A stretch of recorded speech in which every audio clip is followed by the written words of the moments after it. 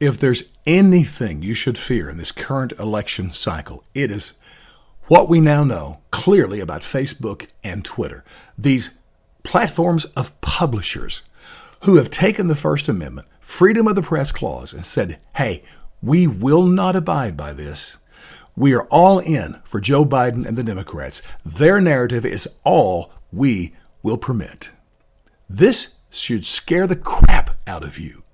You know the story. So the New York Post releases this article about Hunter Biden, making him look a little worse than he already did, which is, who cares to me? Regardless, Facebook and Twitter shut him down. The whole newspaper shut it down. Now, let me just remind you, do you know who started the New York Post? Alexander Hamilton. It's over 200 years old. It's been a legitimate, firm in the press forever. They come out with this article and they're shut down. They're part of the same company that owns Wall Street Journal, Barron's, also the HarperCollins book publishing company. Come on. We can't be quiet about this. We just can't as Americans. Now, I hate to be the one. I always get onto people when they tie everything to Nazis. But this one, as a historian, I can't deny. Let me remind you. So Hitler comes to power in Germany in 1931. 1933, he and Joseph Goebbels set up the Reich Ministry of Propaganda and Enlightenment. This was meant to guide the news and guide information coming out and just make it in a positive light for Germans to try to restore a little pride in their nation. And man, they needed it. After World War I, especially the Versailles Treaty, they had been shamed beyond your imagination. So it's good that he could help them feel a little better. But the problem came in 1939, when by this time the press was all in on the narrative of the Nazis, because everything they had done was good.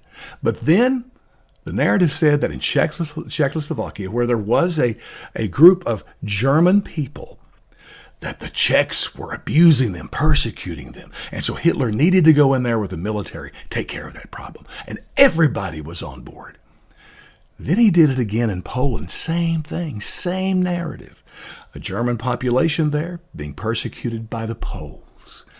The press reported it, as was what they believed was their firm duty. Allow no opposing opinions, just the narrative. And Hitler took the army in again, did it again. And a few German citizens at this point were going, wait a minute. Whoa. By then it was too late.